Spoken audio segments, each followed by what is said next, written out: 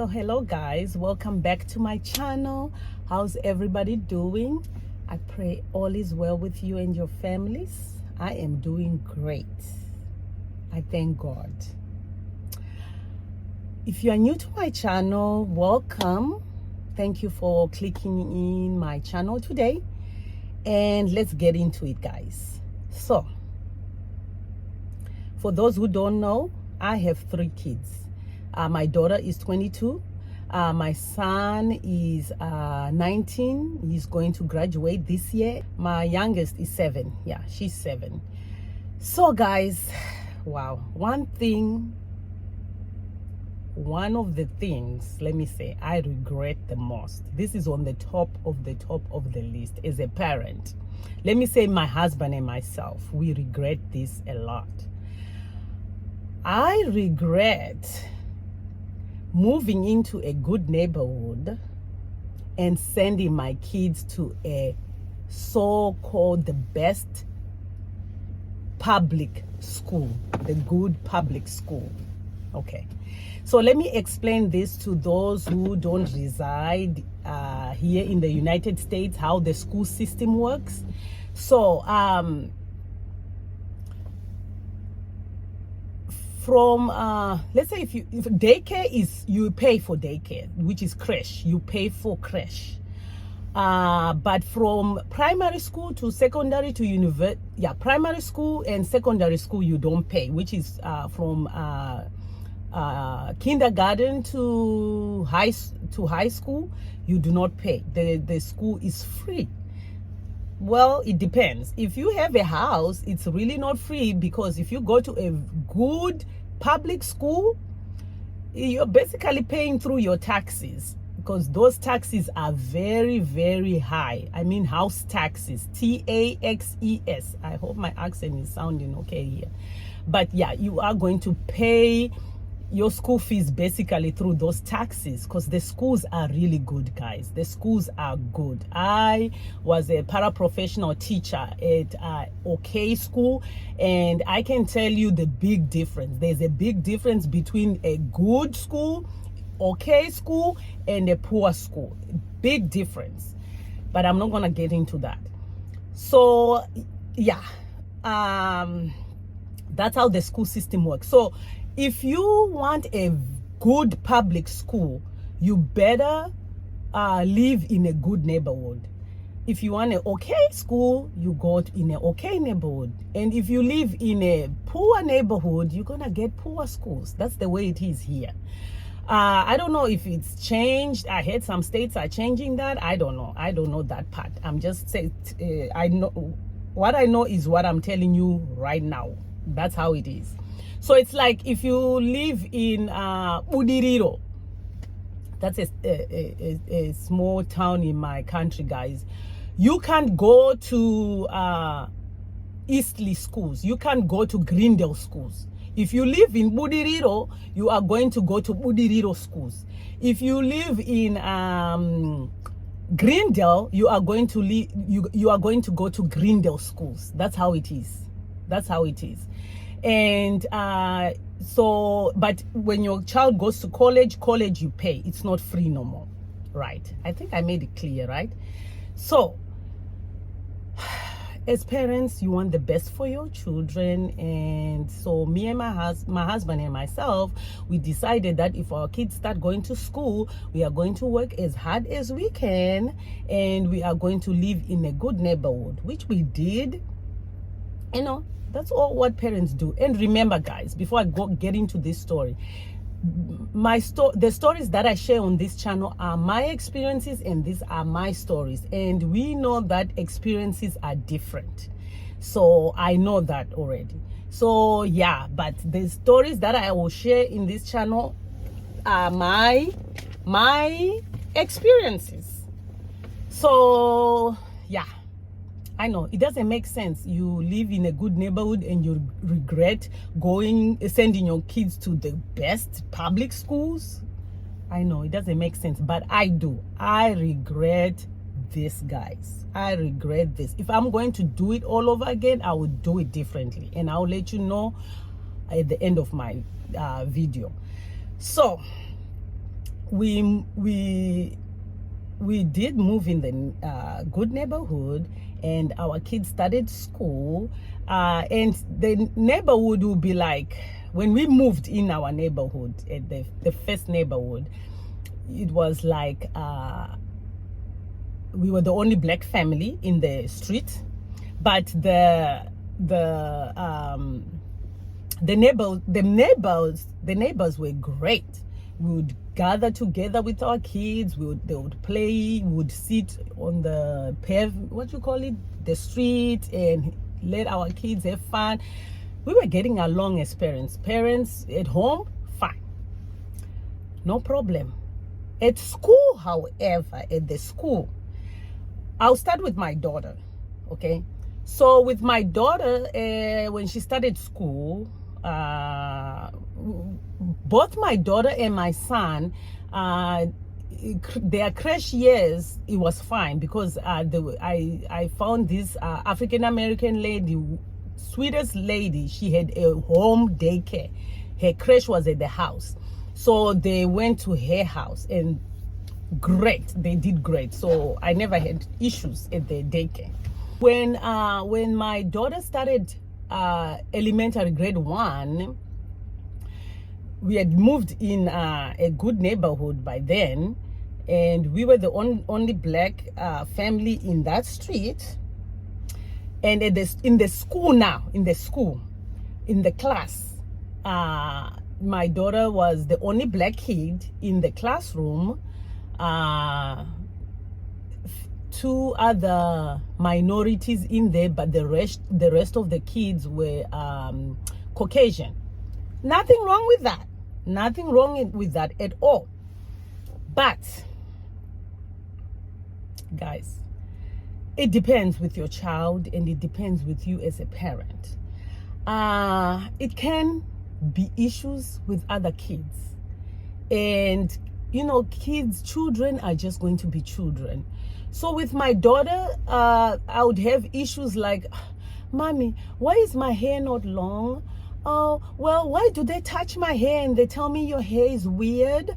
Mommy, why is it every time when we play what they call that game? I forgot the game they call it. The children games they play. Why is it I am always the animal? Or why is it when I want to be the princess, they don't allow me to be the princess? I'm always like, you are the horse, or you are the dog, or you are the rabbit, or you are the frog, things like that. And kids are innocent, right? They are playing, but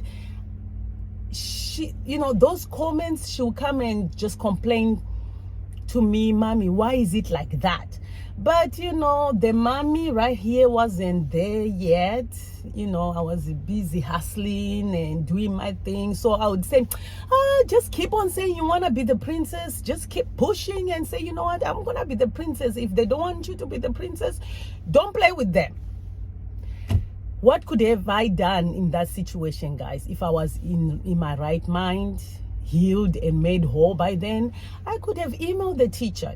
As a parent, email the teacher. They love to see your emails, guys. Well, Mrs. So-and-so, my child was saying this and this. Can you look into it? Things like that. I could have done that.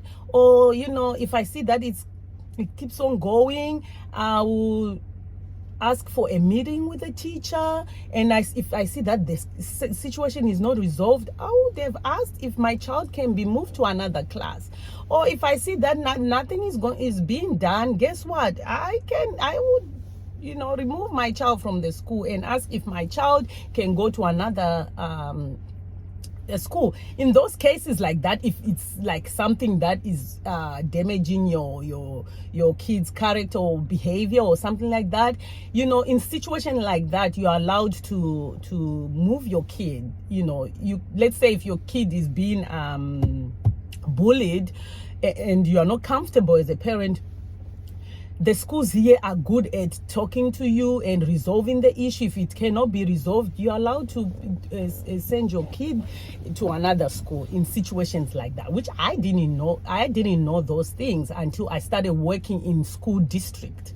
But yeah, so the other issue I would have with my daughter is when I braided her hair and I would put those beads and they are playing with other children, maybe my daughter would just like turn his head and then smack the other child with those beads, those hair beads. Oh my goodness.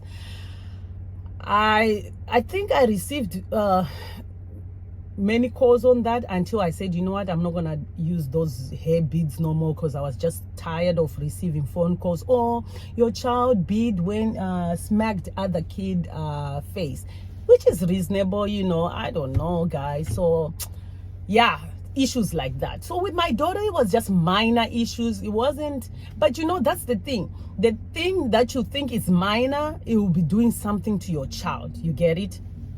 That's the thing. You just don't know. Just do your best. With my son, oh my goodness. With boys, well, with my own son, it was different. Now, with my son, we had moved to another, is it city, state? We were still in the same state, but we had moved to another city. My husband's job had moved. They didn't move him. He had found another job in a different city. So we were in a different city with different school zone. And my daughter was already studying middle school, and my son was studying elementary, which is grade 1. My daughter was going to grade 6. So it's a new environment, but the neighborhood now, this neighborhood was even better neighborhood than the previous neighborhood. So we went to another even high neighborhood with high taxes, because the schools were there, excellent schools, public schools. So my son, when he started, the good thing, my son, well, the first grade, he was the only black person in the class. But second grade, there were 2 black people in the class. Yeah. But let me tell you,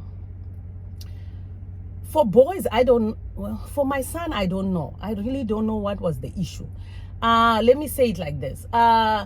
So if boys are very active, well, my son was very active, was a very active boy.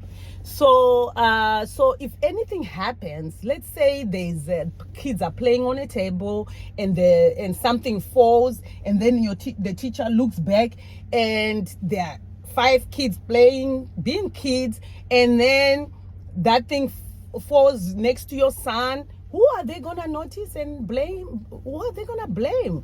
Most likely, it's going to be easy to pick on that, the standout person, which was my son. It's easy to pick that person. I'm not saying that's what happened. I'm just saying it's easier to pick on that person who stands out. So I received so many phone calls, not so many phone calls, like, you know, but we received, well, my number was the one that they would call my number. Oh, your son did this. Oh, your son did this. Oh, your son did this. Your son did this. I was like, okay. But instead of me going deeper, I would be like blaming my son. You need to act better. You need to do better. What's wrong with you? What, you know, the mind wasn't there yet, guys. So, yeah. So even if it's something like, oh, your son drew this. Was my son by himself, playing by himself? No, the other boys did, but they say he started it, you know. So it's easy. It was easy to blame him. Maybe he was to blame, I don't know, but I'm just saying I could have done something at that point, but I didn't. Not meaning like blaming the teacher. I mean, like, let me dig deeper into the matter. What's going on? What's the issue? Is the teacher the issue? Is my son the issue? Let me do this. How can I work with the teacher? How can we get things right here? Because I don't want to receive these phone calls at least once a week. I receive a call. I don't want to do that. Let's change this. And you know, with him, things like, oh, I don't want to go to school no more. I experienced that with my son. Oh, I don't want to go to school. I don't want to go to that school. That was a red flag that I could have really get into. Why you don't want to go to school? I think my son was just stressed out, and he was still young, but I did not pick up the red flags. I had that mentality that, the teacher is always right. You are wrong. You are wrong. I don't care what you do. You are wrong. So that was the issue. So you can also, learn from this, that go deeper. What's the issue? Let me go down to the issue. If it's my son, let me address the issue, because I don't want this to keep on happening, things like that. The other issue was with my son, because it was the language, the ESL thing. So let me say to those who don't know, if you if English is your second language, they tend to ask you, do you want your child to go in a class where they are taught how to speak English? And at that time, I didn't know how this thing works. So, and at that time, I was so eager to teach my children how to speak Shona, and it was not happening. And it's so hard, guys. Let me tell my family out there in my country that it is hard to teach Shona when you don't have the Shona people around you. It's very hard. The kids tend to speak the language of the majority people around them. And for my kids, I never had the Shona speaking people around, their age group around. We're scattered all over. And so it was really hard. It was really hard to teach them Shona. So I would try by all means to teach them Shona, where it got to a point where my son will be speaking show English now. Me, my husband and myself, we called it show. And would say things like, I want to geza. Like geza. I want to geza, mommy. Or I want to gara. So at the school, they started saying, you know what, your son, we don't understand the English he's trying to speak, so he needs to go into the ESL classes where they whatever that. And my husband did not want that, because his argument was like, some group, I won't name the group, they don't even know how to speak English, yet their child put into gifted and talented, and my son throws one or two words of my language, and they want to put pressure us to put our son into this program. So it was an issue until we just said, you know what, yes. So my son ended up going into that program, which was okay, because at the middle school, he was no longer in that program, and we just stopped teaching. I just stopped teaching the Shona, because I was like, these things is a problem. The middle school. With my daughter, the middle school, the issue with the middle school was now insecurities. That's her thing. It seemed like it was now attached to her, because now she started saying, Mommy, I want weave. I don't want braids no more. And I was like, why would you want weave? You're just in 6th grade. We can do braids. And she didn't like braids no more. She was just saying, I want weave, because I just want weave, because all of my friends have long hair, and I just feel out of place. But instead of me as a parent encouraging my daughter to wanna do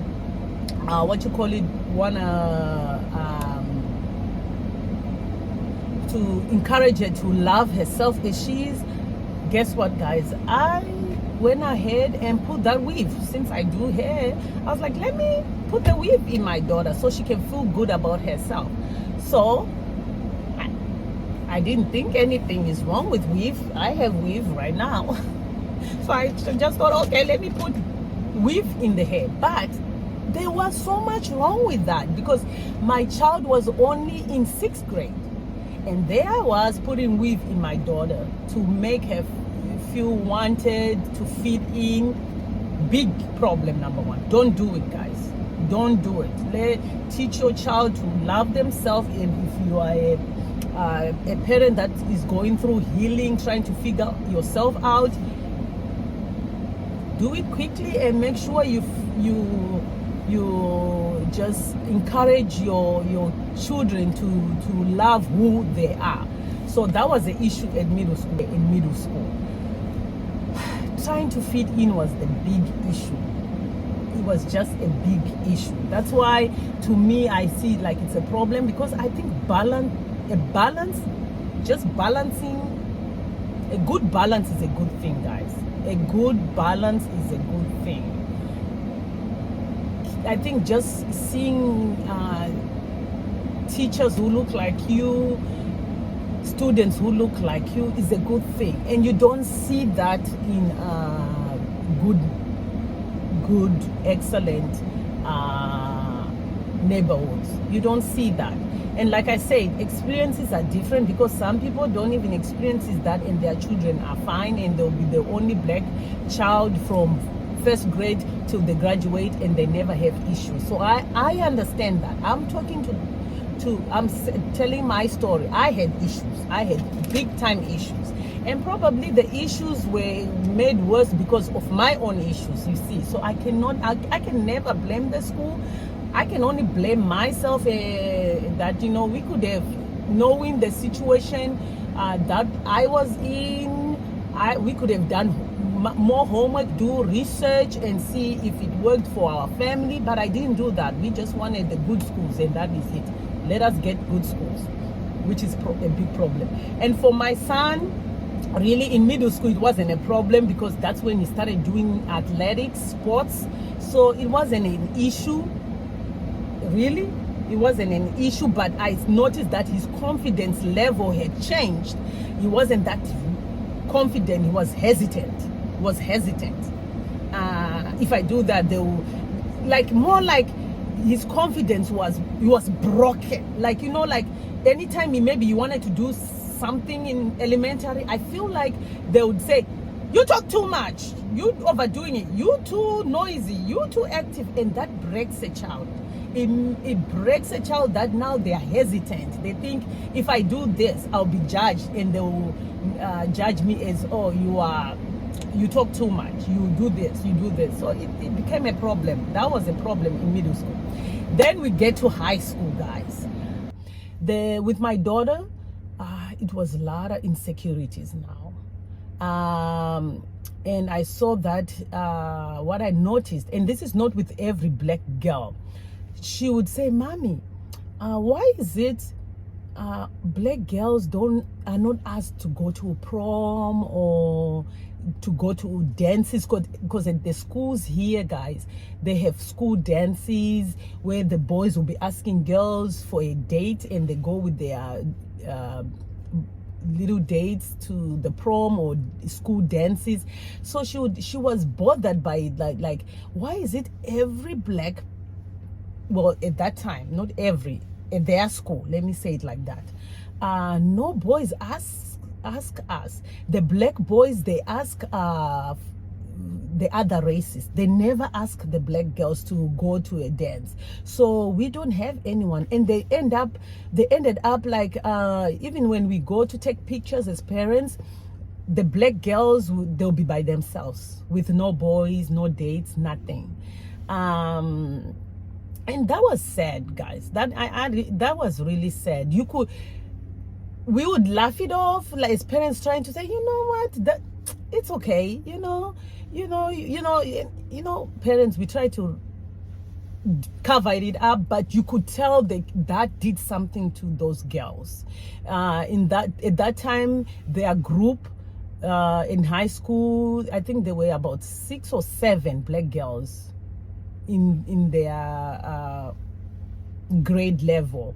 There were not many, but you can tell that it does something. So even when I try to say, you can go with another race, if it's a other race that's asking you out, go with them. They say, oh, they don't even ask because they are afraid to be judged. to go with a black girl. So I thought that was an issue. I don't know if it's issues everywhere or it was just issue at that school. I'm not sure, but like I say, I'm telling my story, and that was an issue for us. And then that's when my daughter wanted to change schools. I hate this school. I don't like this school. And when she got to 12th grade, even in 12th grade, when they having proms, nobody will ask them out. So the girls, the black girls, they end up getting dates from those neighborhoods that okay neighborhoods where there's more black people, where it's balanced. That's where they'll get their dates. But because the school that my daughter went, they were not allowed to bring a prom date from another school to the school, so they end up going by themselves. So the whole high school experience for my daughter was horrible. That's what she says. She says it's horrible. She hates it, and she never wants to go to that school. She wished she went to another school. Even when she was asking me, change school, I want to change school, I was like, girl, get it. I always brush it aside, thinking, something is wrong with you.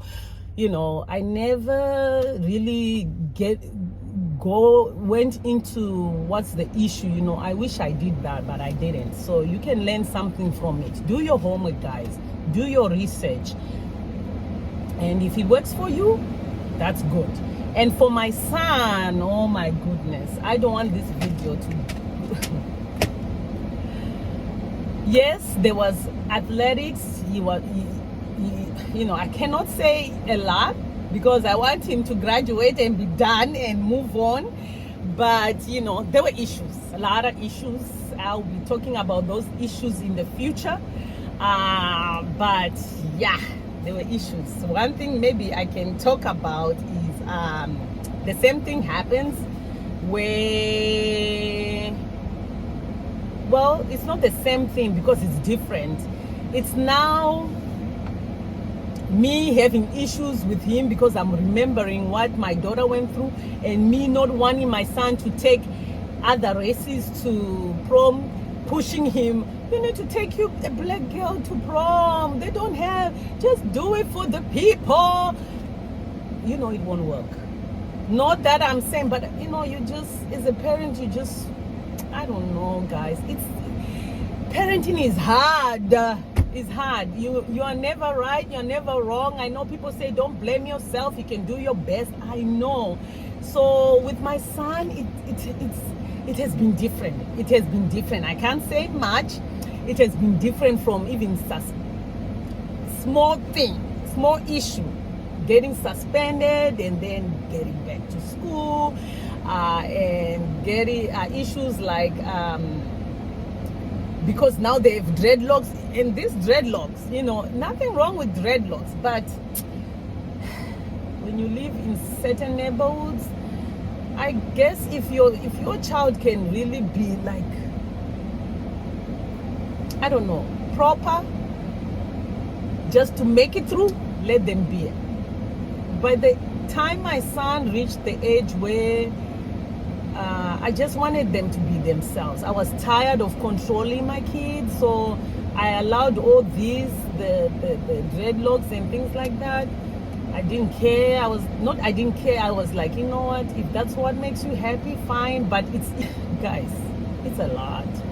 We'll get into it. But anyway, because I don't want this to get any longer, I'm going to stop right here and say, yeah, I regret this. What could have I done?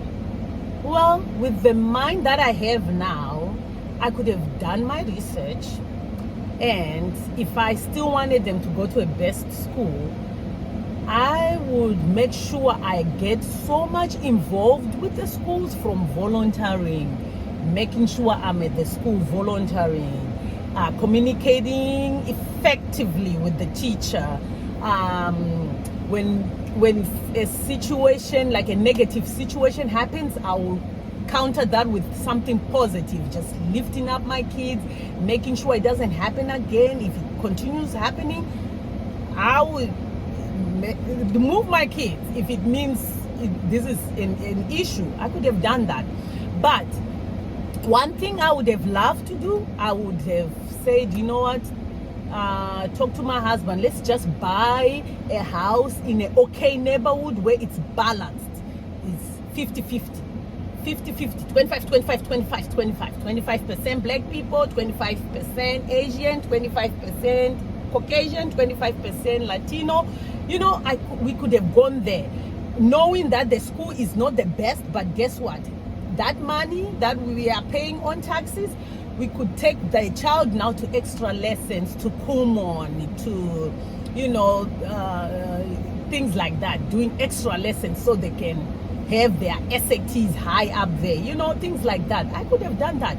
But the real thing that I would have loved to do is I would have said, you know what, let's just live in a very, very, not cheap neighborhood, dangerous neighborhood, of course, but let's live in a okay and take our kids to boarding school in Africa, like let's say South Africa, where I heard they have a good curriculum, an American curriculum. Some boarding schools in South Africa, the country, they have a good curriculum, American curriculum, where their school system is exactly like America here. I could have taken my kid there for school and let them come back on holidays. Who knows? I'm just saying what I could have done if I was in my right sense by that time. But I didn't do it.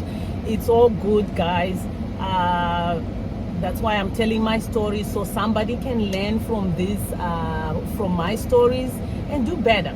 When you know better, you do better. I'm not saying this happens to everyone. People have different experiences. My experiences were with my children experiences in the best, not one of the best public school was really, really horrible. Even my son wanted to change school. And I saw the difference between the son that started school and the son that is finishing school. It's a big difference. The attitude changes, the character changes. Something is chipped off. The moment they graduate, you can tell that something has been chipped off. Yeah, guys, that's it for this video. Yeah, you know, they say it's better to learn from somebody's mistakes than to learn from your own, like I'm doing now. Now I have a small one and I have a plan, and if that plan comes to play, you know, in the future I'll be letting you know what I have done, because right now she is in the same neighborhood, but the neighborhood has changed now. It's becoming more balanced because we are experiencing people moving out of the neighborhood because it's no longer the same neighborhood we moved in 14 years ago, so it's different. But yeah, guys, just do your research, because I think also it's not only you who play an important role, but the school does, especially when you are in a foreign country. You have to really do your homework and do your best as a parent. Well, thank you for watching, and if you want more on this, I'll be saying it more once my son graduates, and I'll go into details, but I didn't want the video to be long. It's already long. But yeah, guys, for watching, and remember to always be a blessing to somebody else. Bye.